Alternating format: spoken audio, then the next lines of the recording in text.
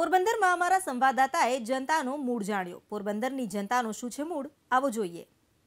2019 લોકસભાની ચૂંટણીને હવે ગણતરીના દિવસ બાકી છે, ત્યારે આપણે અત્યારે પોરબંદર છે અને પોરબંદરની જનતાનો મૂડ જાણીશું, કારણ કે આ વિસ્તારની એક પીડા છે કે હંમેશાના માટે અહીંયા આયાતી ઉમેદવાર આવે છે અને તેના જ કારણે, કારણ કે મત વિસ્તાર ખૂબ મોટો છે, ગોંડલ સુધી લાગુ પડે છે, એટલે અથવા જેતપુર ઉપલેટાનો કોઈ એક ઉમેદવાર આવે છે અને તેના જ કારણે છે તે સ્થાનિક જે પોરબંદર છે તેનો વિકાસ છે તે નથી થતો। લોકો સાથે વાત કરીશું। શું કહેશો, કેવો ઉમેદવાર જોઈએ છે આ વખતે? એક તો પોરબંદરની અંદર સ્થાનિક લોકલ ઉમેદવાર જોઈએ, અને આજની સમસ્યા ખાસ કરી અને સરકારની જે આ રોજીરોટીનો સવાલ છે એના માટે સરકારને મારો આદેશ છે, અને અમારે અહીંના લોકલ ઉમેદવાર હોય એવા ઉમેદવાર અમારે પસંદગી કરવાના છે।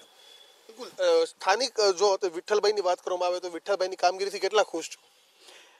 એ તો કામ તો એ કરી શકે એમ છે ને, અહીંનો સ્થાનિક ઉમેદવાર હોય ને પોરબંદરનો તો સારું કામ કરી શકે, એને ખબર હોય બધી કે શું વિકાસ કરવાનો છે। વિઠ્ઠલભાઈ વિસ્તારમાં કેટલી વખત આવ્યા છે? આપણે તો બહુ જોયા નથી, એટલે વિઠ્ઠલભાઈ છે તે બહુ જોયા નથી। આપ શું કહેશો, કેવી સરકાર જોઈએ છે? ને 2014માં મહિલાઓની સુરક્ષા માટેના મોદી સરકારે વાયદાઓ કર્યા હતા, લાગે છે કે પૂરા થયા છે? ના, એવો એક પી વાયદો છે ને પૂરો થયો હોય એવું નથી લાગતું। તેથી હવે અત્યારે અમને અહીંયાનો પોરબંદરનો સ્થાનિક કોઈ જોઈએ છે ઉમેદવાર, જે અમારી સમસ્યાઓને સમજી શકે અને તેની સારી રીતે છે પોતે જે બોલે એ કરી શકે। કેવો ઉમેદવાર જોઈએ છે અને કેવી સમસ્યાઓ છે આપની? જેમ કે અત્યારે અહીંના જ જે સ્થાનિક ઉમેદવાર હોય, જેમ કે ભાર્ગવભાઈ જોશી, તો એ અત્યારે જ્યાં ચૂંટણીમાં નથી તો પણ એ અત્યારે આટલું કામ કરે છે, એમ આટલી મહિલાઓને રોજગાર આપે છે, તો ચૂંટણીમાં આવ્યા પછી કરશે જ એમ, એટલે એના જેવો જ ઉમેદવાર કોઈ જોઈએ છે। આપનું શું કહેવું છે, 2014માં મોદી સરકારે ઘણા વાયદાઓ આપ્યા હતા, પૂરા થયા છે? વાયદા તો કોઈ પૂરા નથી। અમે 30 વર્ષ એને તક આપી, હવે અમારે સ્થાનિક ઉમેદવાર જોઈએ છે। 30 વર્ષ તક આપી, ભાર્ગવભાઈ સ્થાનિક ઉમેદવારની માંગ છે, સ્થાનિક ઉમેદવારથી શું ફાયદો થઈ શકે ને અત્યાર સુધી આયાતી ઉમેદવાર આવે છે તેના કારણે કેવું પરિણામ ભોગવવું પડે છે?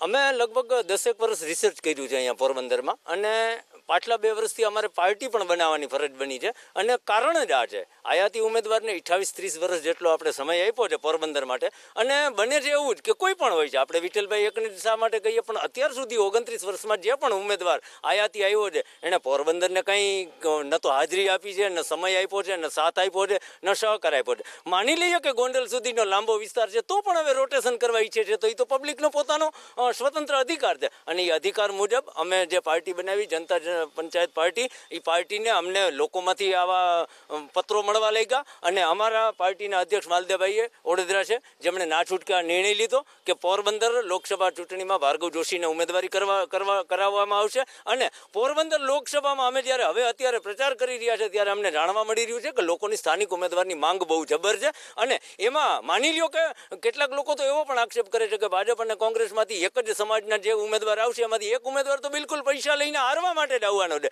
ત્યારે આ પરંપરા પણ બદલાવી જોઈએ, અને અમે લડવા માટે તૈયાર પણ છીએ, મક્કમ પણ છીએ। અમારી લડાઈ જ પૈસાદાર સામે એક ગરીબ યુવાનની છે। 2019માં કેવી સરકાર જોવા માંગશો? 2019માં ખેડૂતોની અને નાના સમાજની અમે સરકાર જોવા માંગીએ છીએ।